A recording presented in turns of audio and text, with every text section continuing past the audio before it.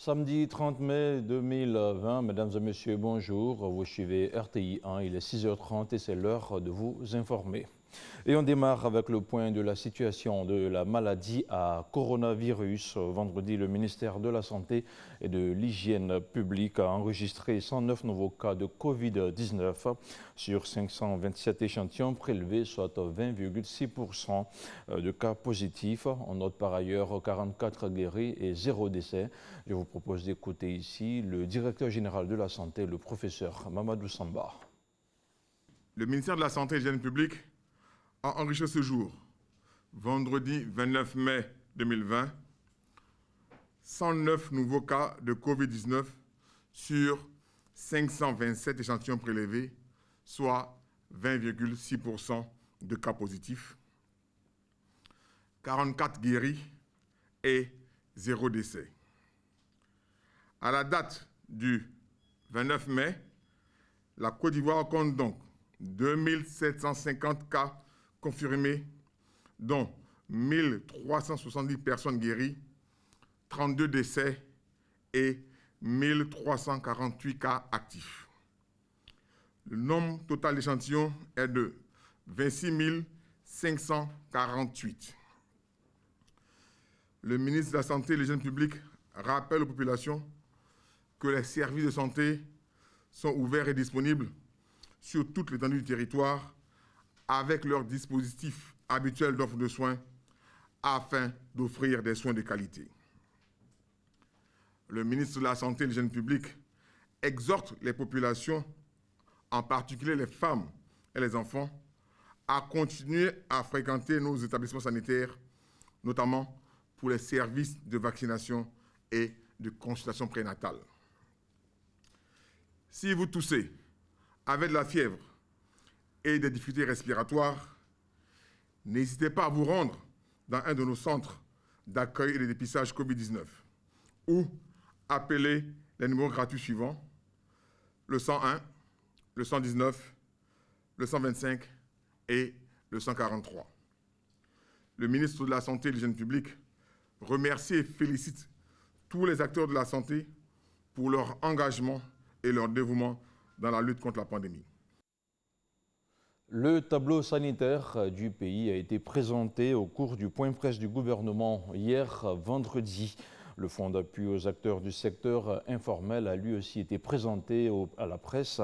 Il s'agit d'un fonds qui devrait soutenir les acteurs du secteur informel, des acteurs fortement touchés par les impacts de la mesure de la lutte contre la Covid-19.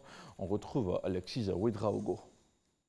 Le fonds d'appui aux acteurs du secteur informel vient soutenir cette branche d'entrepreneurs vulnérables impactés par la Covid-19.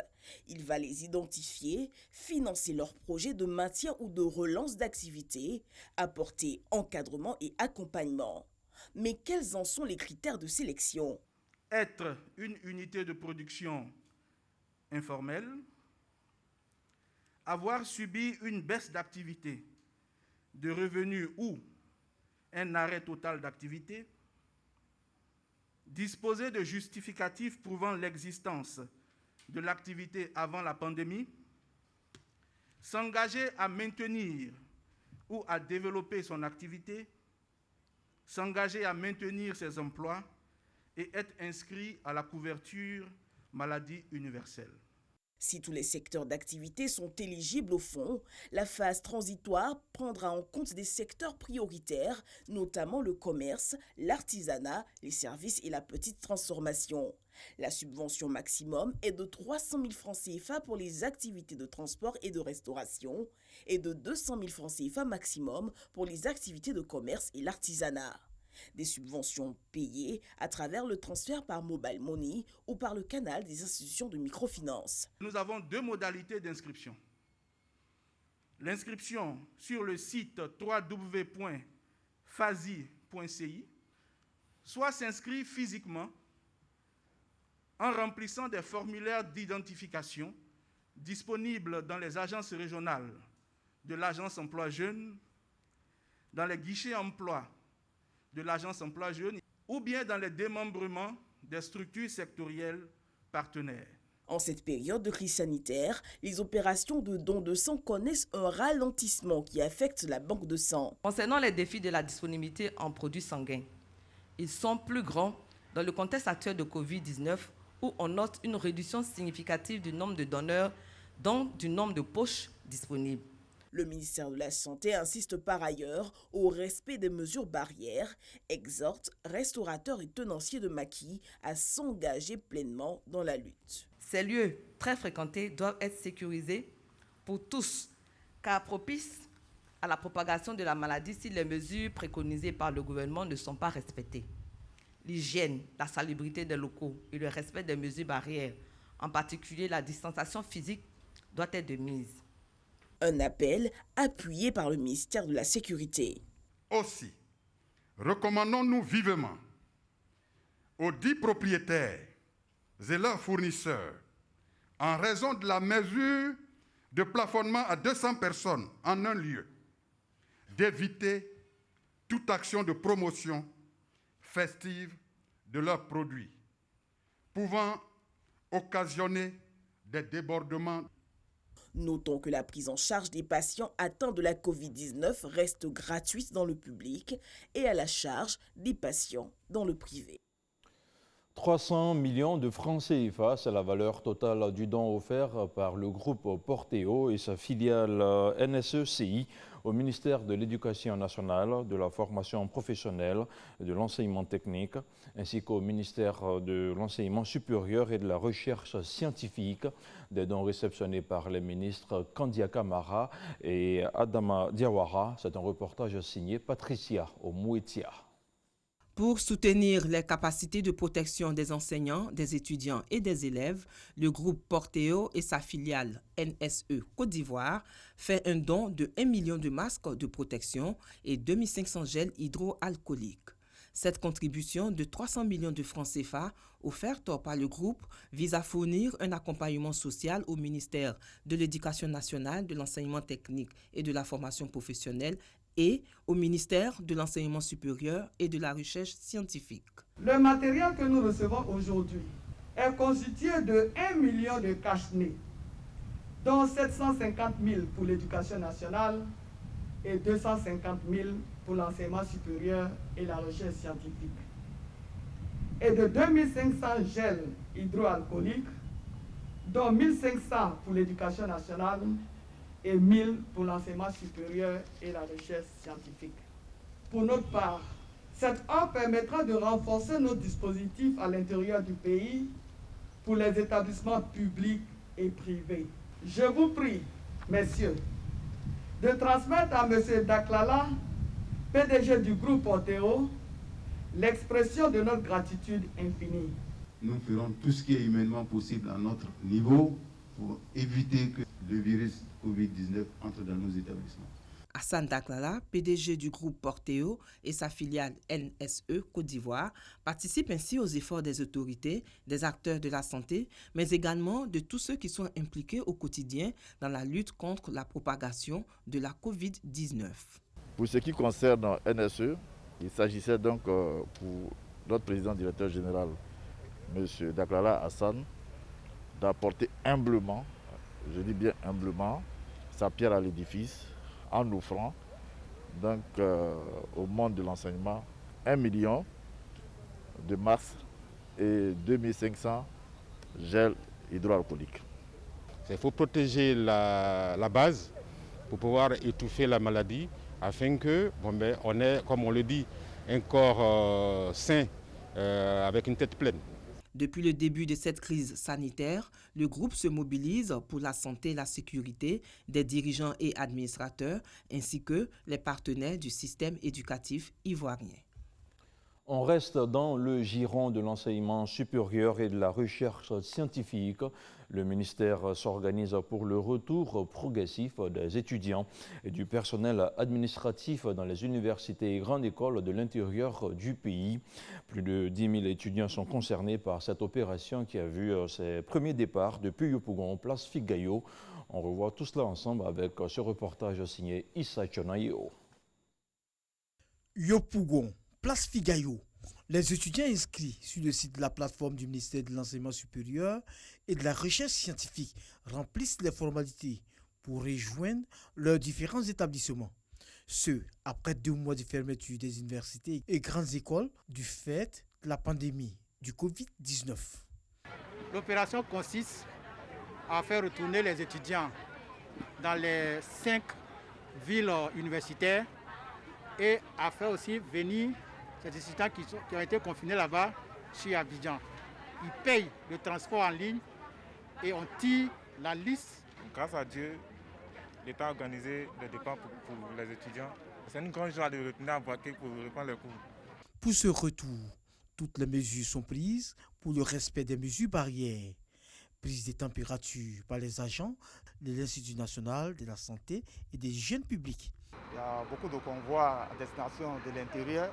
Mon équipe et moi, nous essayons de voir si ces passagers ne présentent pas des symptômes suspects à cette maladie. Il s'agit essentiellement de faire une revue de ces symptômes, surtout de prendre la température. Pour le représentant du ministre de l'Enseignement supérieur et de la Recherche scientifique, tout est mis en œuvre pour que les étudiants rejoignent leur destination en toute quiétude. Nous constatons que les opérations se passent bien puisqu'il y a déjà 3 cas qui sont partis. Sur les 7 cas qui sont prévus pour la journée d'aujourd'hui, le 4e cas s'apprête à partir. Donc après les 7 cas d'aujourd'hui, demain, il y a d'autres cas qui partiront. Ce retour des étudiants, qui a démarré ce vendredi, se poursuivra jusqu'au lundi prochain. Plus de 10 000 étudiants sont concernés par cette opération ayant pour destination Yamoussoukro, Korogo, Man, Daloa et Boaké. Parlons religion. À présent, El Hadj Mamadou Traoré a été désigné nouveau président du COSIM. Un collège de transition composé de 7 imams l'a choisi comme le nouveau président du Conseil supérieur des imams des mosquées des affaires islamiques de Côte d'Ivoire. L'imam de la grande mosquée de la Riviera Golfe succède ainsi à son éminence Cheikh Boakari Fofana, décédé le 17 mai dernier. Par Garsoro connaît. Traoré Mamadou, imam principal de la grande mosquée de la Riviera Golfe, est le nouveau président du Conseil supérieur des imams des mosquées des affaires islamiques.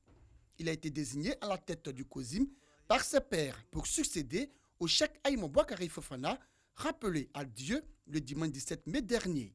Le nouveau guide de la communauté musulmane a invité l'ensemble des fidèles à la cohésion et à l'union. Il n'a pas manqué d'exhorter la communauté musulmane dans son ensemble à multiplier prières et adorations pour la paix et l'entente entre les filles et les fils de la Côte d'Ivoire, mais surtout pour des élections apaisées en 2020. Je mesure pleinement la grande responsabilité que cela implique, surtout dans cette période particulièrement marquée non seulement par la pandémie à coronavirus qui a véritablement impact sur nos pratiques culturelles et sociales au sein de nos mosquées, mais aussi par l'imminence des prochaines échéances électorales dans notre pays. Je ne doute pas un seul instant de l'implication et de l'engagement et du soutien de chacun de vous pour m'accompagner dans la mise en œuvre de mes nouvelles responsabilités. Cheikh Aïma Traoré Mamadou, après avoir reconduit à son poste l'ancien secrétaire exécutif du COSIM, a demandé aux imams, aux guides religieux, aux prédicateurs et aux fidèles de le soutenir et de l'accompagner en vue de lui permettre de réussir la mission à lui confier.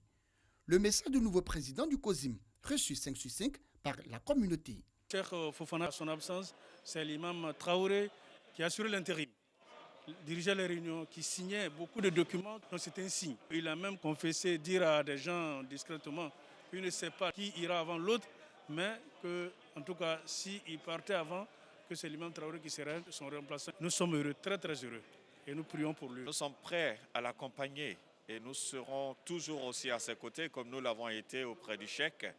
Et notre dévouement, notre disponibilité seront à sa disposition. Il a fait l'unanimité. Il n'y a eu aucune objection. Quand son nom est sorti, tout le monde l'a accepté et nous nous sommes engagés auprès de lui. Nous lui avons dit de se rassurer. Nous voulons simplement qu'il soit devant nous, qu'il nous guide qui donne les orientations et nous allons exécuter. Né en 1944 à Korogo, Cheikh Aïma Traoré Mamadou est marié et père de 5 enfants. Il fut conseiller de l'ex-président du COSIM depuis 2008. Membre fondateur du Conseil national islamique CENI et officier de l'Ordre national de la République des Côtes d'Ivoire. Le nouveau président du COSIM a depuis 1970 le diplôme d'études accélérées des perfectionnements de la langue française de l'Université Paris-Sorbonne de France. Dans l'actualité internationale, des accrochages meurtriers ont eu lieu cette semaine entre l'armée soudanaise et des forces armées venues d'Éthiopie. C'est du moins ce qu'a affirmé le commandant supérieur de Khartoum dans un message lu à la télévision nationale jeudi soir.